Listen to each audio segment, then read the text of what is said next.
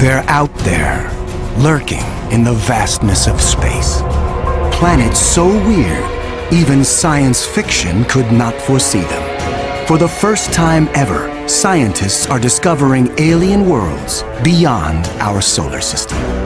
Places where ice is hot and rain is made of iron.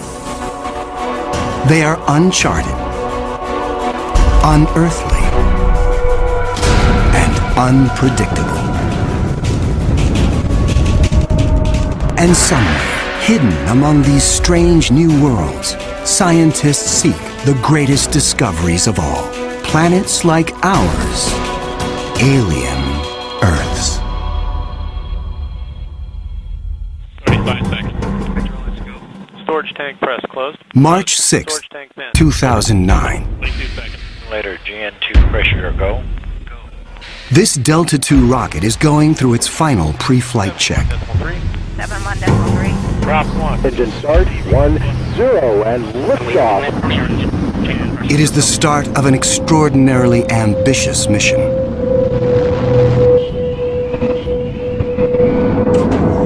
The Kepler Space Observatory is hunting for planets like Earth within a region of 100,000 stars.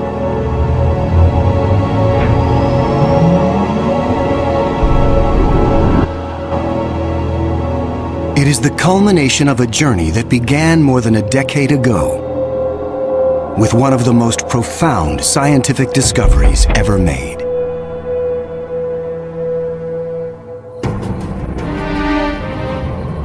In 1995. Swiss astronomer Michel Mayor and his team make a routine observation of stars in the constellation Pegasus, located 50 light-years away. But the instruments show something strange. One star is violently lurching and wobbling. What we discovered, it's one of these stars have a velocity changing with time. What is powerful enough to disturb a star the size of our sun? Mayor offers a radical answer: a planet. But no one has ever seen a planet around another sun-like star. Problem in detecting planets around other stars is that as a planet orbits a nearby star, that planet gets lost because of its feeble light in the glare of the very bright star. In spite of the odds, Mayor relies on his data and is convinced the wobbles are caused by the gravitational pull of an orbiting planet. When I read this claim from Michel Mayor, I was very skeptical. There had been many false claims of the first planet ever discovered around another star, and I thought to myself, oh boy, here we go again.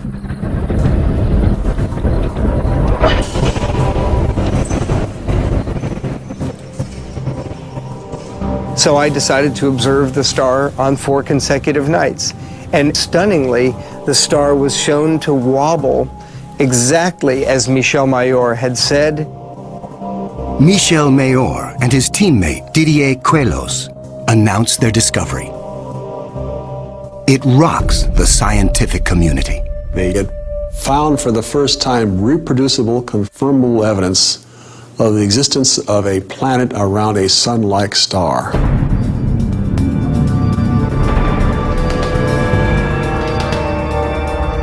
Officially called 51 Pegasi b, the planet is nicknamed Bellerophon in honor of the Greek hero who tamed the winged horse Pegasus.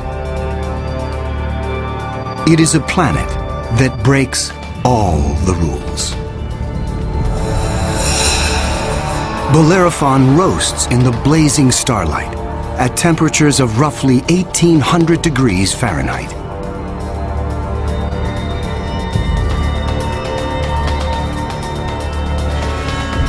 It is nearly 150 times more massive than Earth and is a gas giant like Jupiter. A gas giant is a planet made mostly of hydrogen and helium. Only the outer layers are gas, But inside, hydrogen and helium is compressed to huge, huge, huge pressures. It doesn't resemble a gas at all. Unlike anything found in our solar system, this is an entirely new class of planet, what scientists call a hot Jupiter. If you go to Hawaii and see the lava flow there, that's how hot a hot Jupiter is. It's very, very hot. The Earth is a comfortable 93 million miles away from the Sun. These hot Jupiters are roughly 100 times closer, and so the amount of sunlight that they get is 10,000 times larger. If this represents a star, and this a hot Jupiter is 3 to 4 stellar diameters away from the star. So that would be 1, 2, 3. This is how close a hot Jupiter would be to its star. Hot Jupiters are tidally locked. They present the same face to the star at all times, just like the moon does to Earth. It's going to be permanent daylight on one side and permanent nighttime on the back. If I were stuck on a hot Jupiter, I'd want to be on the back side and hope that some of the heat from the front side facing the star would make its way around the back.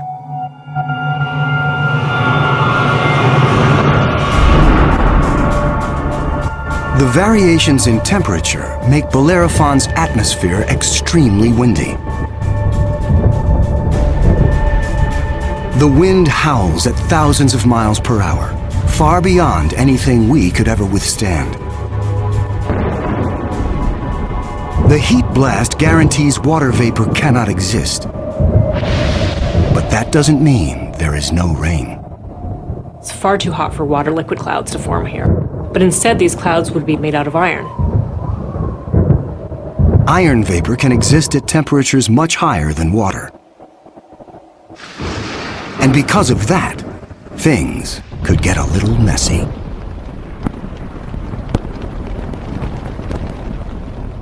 You better have an umbrella that's pretty sturdy, because the iron is going to start coating your umbrella very rapidly and making it extremely heavy and just crush that umbrella.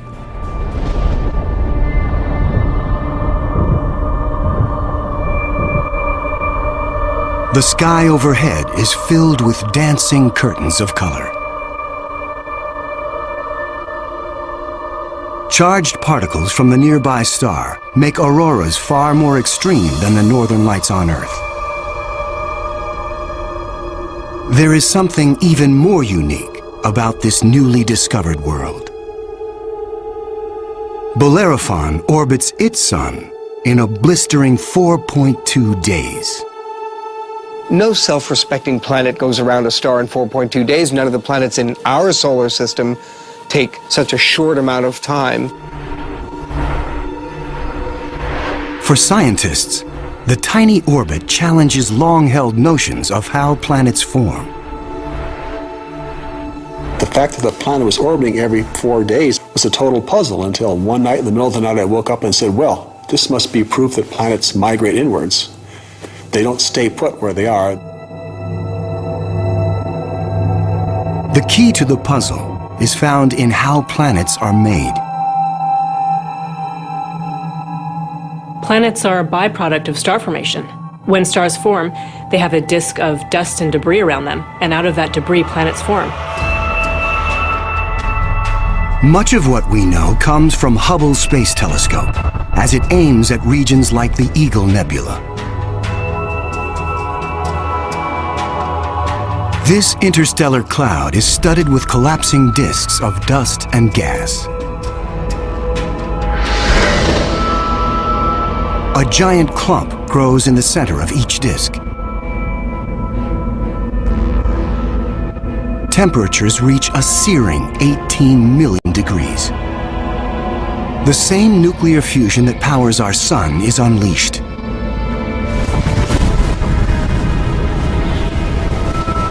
The star is born.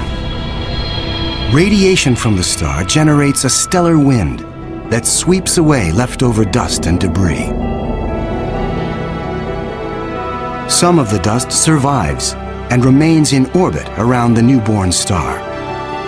Over millions of years, the dust sticks together, forming knots that grow into asteroids, and the asteroids grow into planets.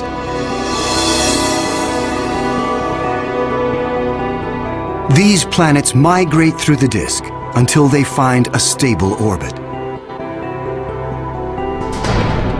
This is why Bellerophon is so close to its parent star.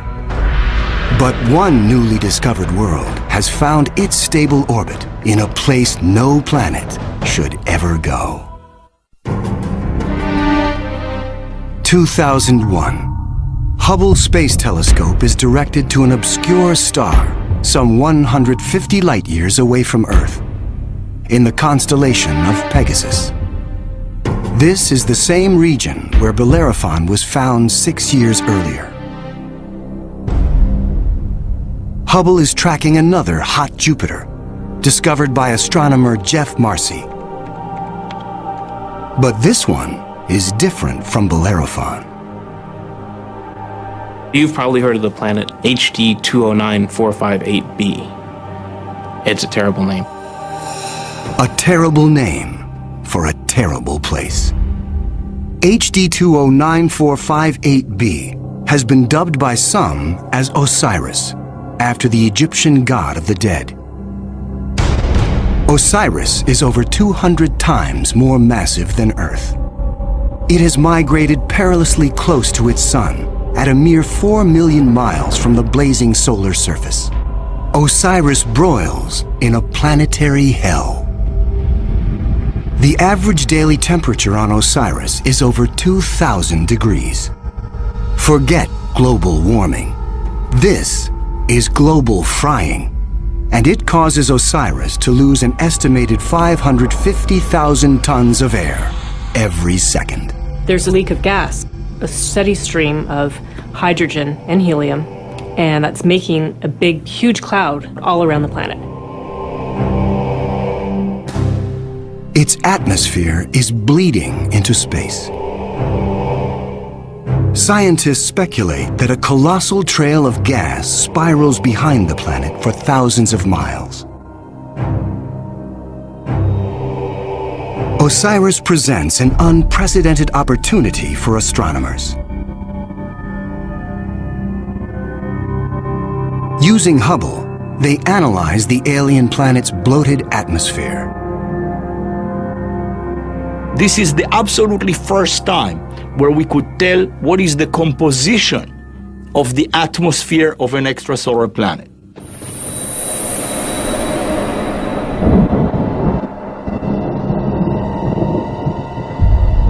Surprisingly, Hubble detects many of the basic chemicals needed for life. Sodium, carbon, hydrogen, and oxygen. But Osiris is far too hot for life as we know it. There may be other forms of life, however, that thrive on higher temperatures. But there's no solid surface as we know it on a hot Jupiter. So this life would have to be just tiny little microbes floating around on aerosols. And on our own Earth, we have life that floats around in our atmosphere. But that life didn't start there. So life almost certainly would not exist on hot Jupiters. Astronomers have discovered many hot Jupiters since Bellerophon was found in 1995. But conditions on these worlds rule them out as places where the drama of life can unfold.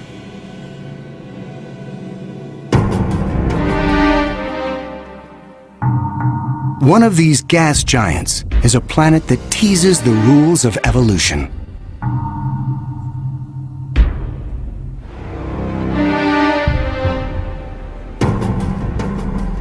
Astronomer Geoff Marcy discovers something shocking about a planet orbiting a star called 16 Cygnus b, located some 70 light-years away in the constellation of Cygnus, the Swan. The planet was clearly in an elongated orbit, bringing the planet close to and then far from the host star. And this, of course, defied our expectations based on our own solar system, where all of the planets go around our sun in nearly circular orbits like phonograph grooves in a record. Like a giant yo-yo in space, the gas giant swings back and forth across its solar system.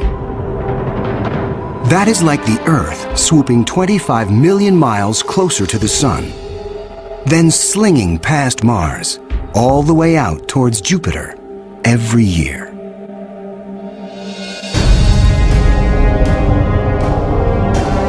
And like all of the gas giants in our solar system, this yo-yo planet might have an entourage of moons. Marcy speculates that one of these moons could be similar to Earth. And here's where the interesting story begins. Imagine a rocky moon with lakes, oceans, maybe streams and waterfalls on the surface. The moon orbiting its planet, the two of them orbiting the host star. Unlike the airless moon that circles the Earth, this moon is a world with extreme seasons. On Earth, the seasons are caused by the tilt of our planet. Here, they are caused by the elongated orbit.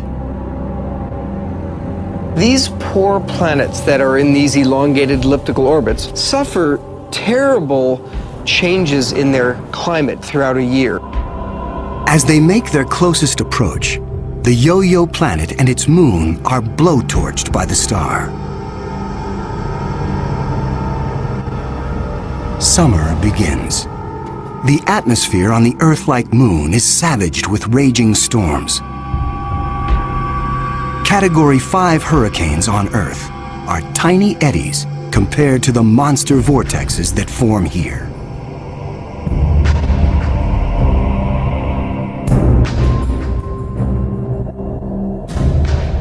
The clouds thicken as the water evaporates. Temperatures rise dramatically. Any water or gases would heat up, and indeed the oceans would boil into steam, so you'd end up with a big steam bath. During the peak of the summer, the entire moon is smothered in 800-degree temperatures.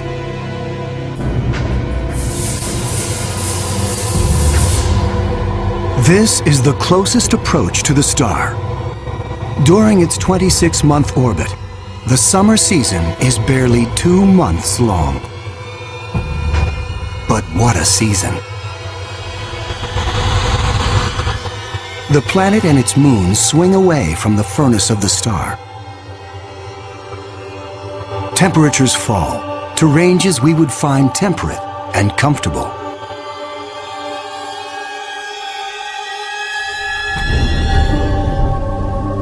With the coming of fall, the rains return to the parched and roasted moon. Dry ocean basins are replenished, and the seas rise to form new shorelines. Tranquility prevails as the yo-yo planet and its moon slip into the deep freeze of winter. Now, over 200 million miles from the star, the daytime sky is dark. Temperatures hover around 260 degrees below. Winters are long, lasting 17 months. With the coming of spring, the sun looms large in the skies over this hapless moon as the ice cracks and melts violently. Huge icebergs calve into a stormy and fast-rising ocean.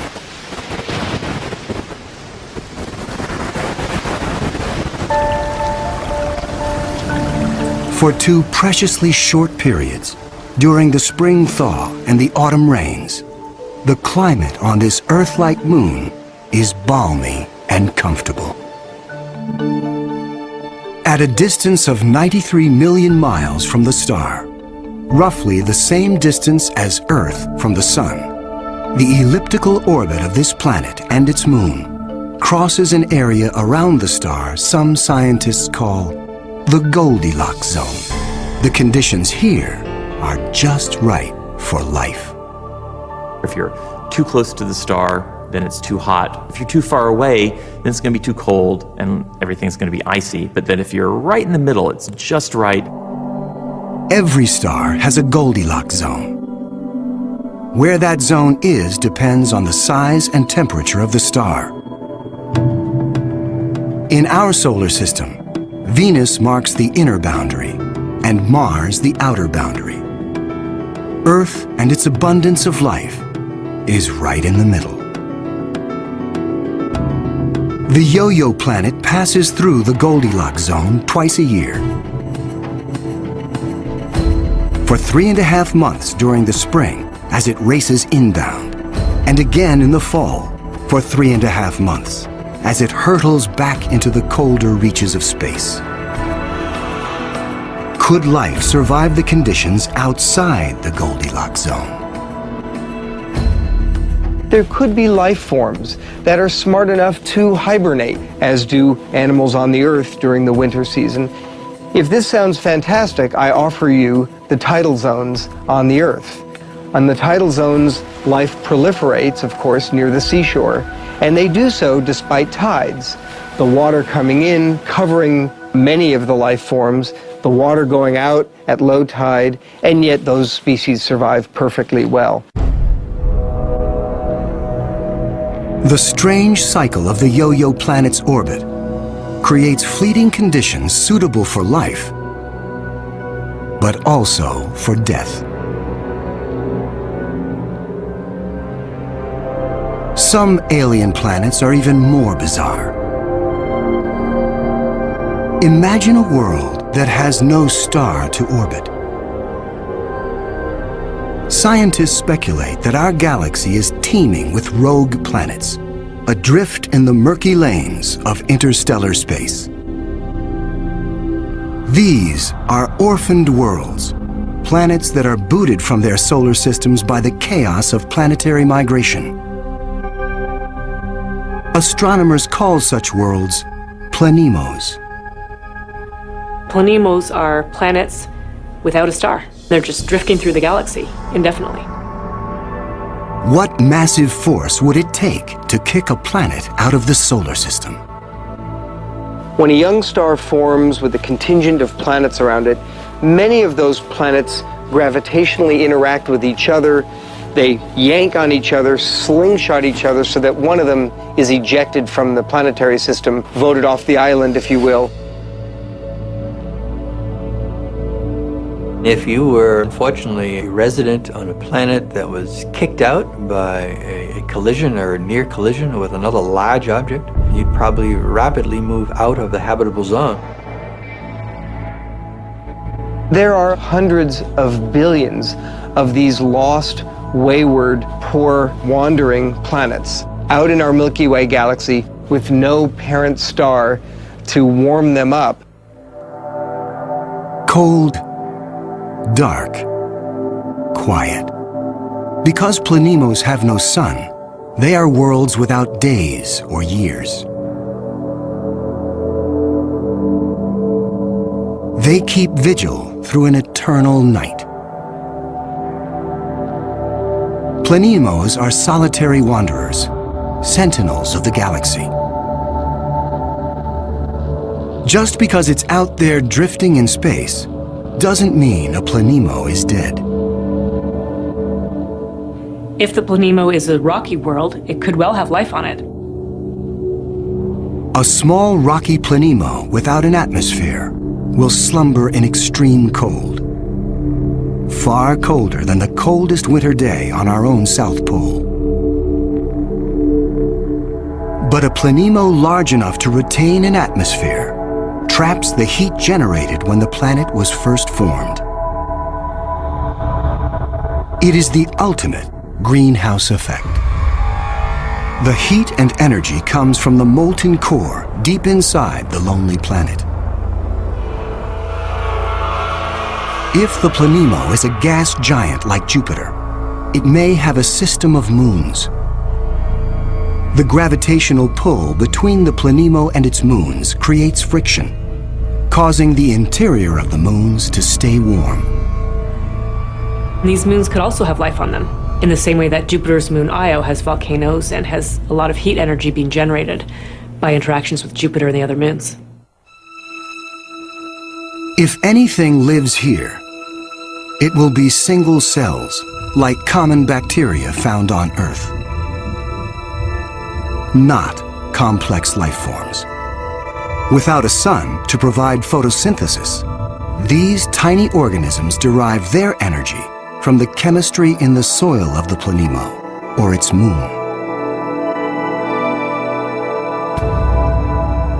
On Earth, there are similar conditions.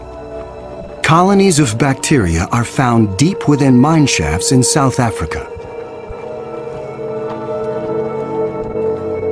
They have no access to oxygen nor light, and survive entirely on the chemicals they make from the surrounding dirt.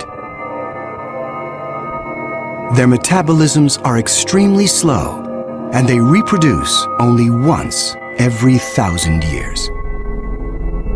If life dwells on a sunless Planemo, it could be organisms like them, marooned when their planet was young. While Planemos slumber undisturbed, there are worse places to be in the universe. Like in the company of this lethal pulsar, some 980 light-years from Earth, in the constellation of Virgo. From afar, a pulsar looks like a blinking light. But up close, pulsars machine gun their surroundings with deadly radiation. They are no place for planets. Yet something interferes with the precision of this pulsar. One explanation is that the anomaly is caused by a planet. But many astronomers are skeptical that planets orbiting a pulsar can exist. The reason that's a problem is because pulsars are formed in these incredible explosions. When a red giant star explodes, a titanic fireball known as a supernova unleashes as much energy in 1 minute as our sun generates in its lifetime. When a star goes supernova, the shockwave is so immense it's hard to imagine any planet surviving that. When the cosmic dust clears, all that remains is the crushed core of the red giant, pulsing in the heart of an expanding debris field.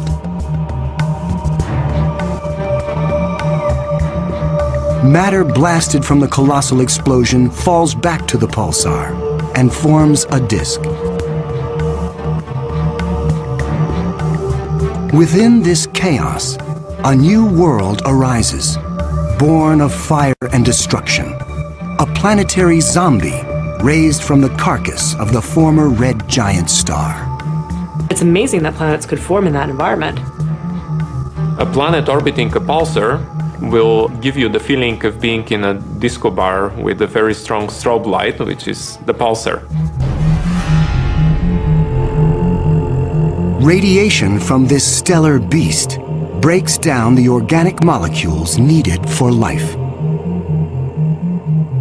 The pulsar has these very strong magnetic fields that are being spun around as the star is rotating quickly, and it's picking up any material, electrons, protons, and speeding them up and slinging them out at high speed. So it's like a solar wind with a vengeance.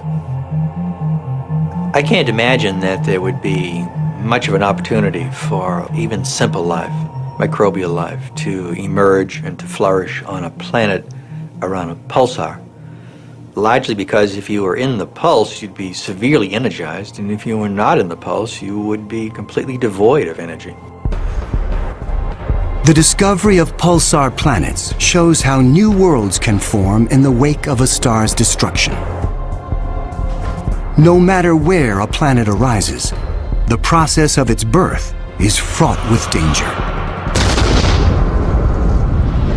Sometimes, the violence is so great, the end of the world comes before the beginning. 2007, Astronomers using the giant Gemini North telescope make a strange discovery in the Pleiades cluster some 400 light-years from Earth.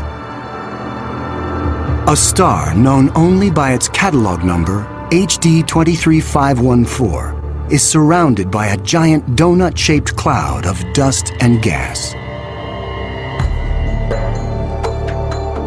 The star in the middle of the donut shape is about 100 million years old. A cosmic toddler in astronomical terms. Our Sun is 45 times older. The conditions are perfect for planets to form. But spectral analysis finds something strange. The dust is utterly pulverized.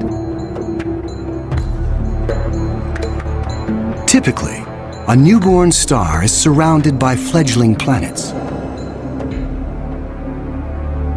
Planets form around the young star in a protoplanetary disk of gas and dust. And then these planets go on their merry way orbiting the star, not realizing that they're in an orbit that's too close to another planet.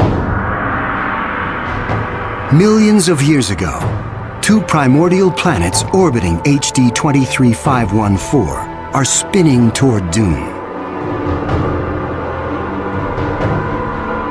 As the two worlds close in, tidal forces torque each planet from spheres to egg shapes.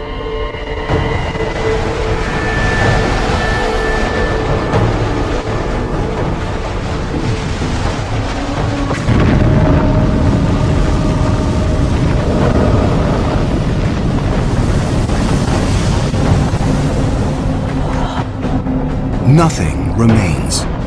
The two worlds are annihilated, creating the dust and debris seen around star HD 23514. 4 billion years ago, a similar apocalypse came to Earth. A Mars-sized planet forms in roughly the same orbit as the newborn Earth. Like the planets at HD 23514, Earth and this Mars-sized body are barreling toward each other. If you happen to be unlucky enough to be standing on a growing planet when it was in the process of still becoming the Earth, you might wake up one morning and notice that the sky was getting darker and darker as a Mars-sized body was coming at you within a period of less than an hour.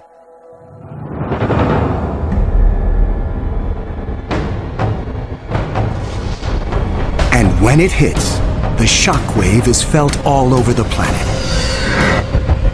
scouring the surface of the Earth. The collision obliterates one side of the planet. Molten rock sprays out into space. The entire globe is peppered by meteors and noxious vapor. It would actually make hell look like a Bahamas vacation.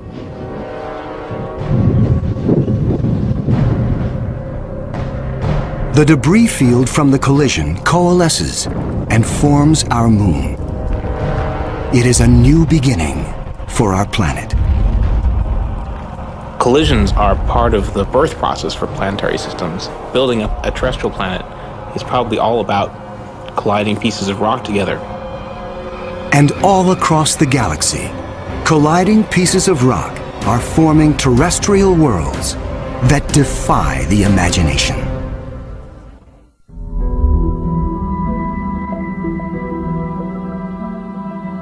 There is a new planet out there, a planet we were not aware of existing before. It is not just one planet. It is a new type of planet. Earth on steroids. I like to call them super Earths.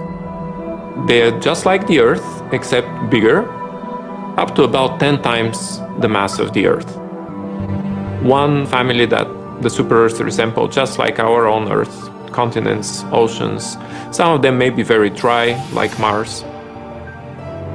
And then another family that we call water worlds or ocean planets that are completely covered with water. Welcome to Gliese 581c.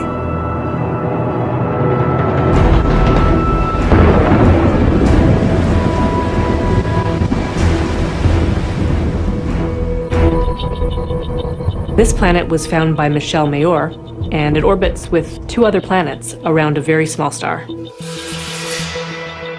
It's only 20 light years away in the constellation of Libra and is one of the smallest terrestrial planets found beyond our solar system. That doesn't mean Gliese 581c is small. It's still a super-Earth with 5 times the mass of our home planet. But it's the possibility of liquid water that excites scientists. An ocean planet feels like being in the middle of the Pacific Ocean, with no land inside, just water, puffy white clouds, and blue sky above you. The winds on the ocean world are going to be similar to that of the Earth, so it will be a very good place to sail. The weather's absolutely perfect. Every day you get a clear blue sky, and the sun just stays in the same place. Now, how's that for weather prediction? No land anywhere. Even miles beneath the surface. This water layer would extend very far down, at least a quarter of the way down in the planet. But as we dive deeper into the sea, the pressure builds. At 35,000 feet below the surface, we pass the point where the deepest oceans on Earth bottom out. We pass the 100,000-foot mark.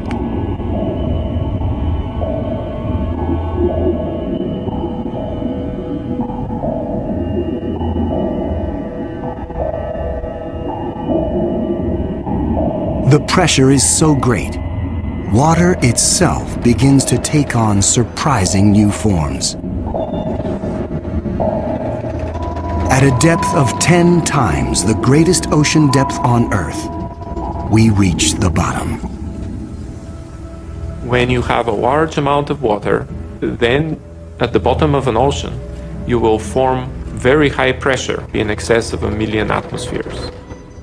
And that pressure will compress the liquid water, that is the ocean, into a state which we call Ice 7.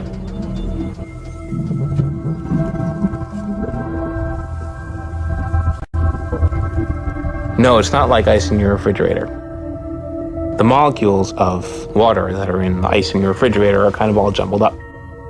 But if you form ice under very high pressure, then the water molecules can become ordered, they can become aligned.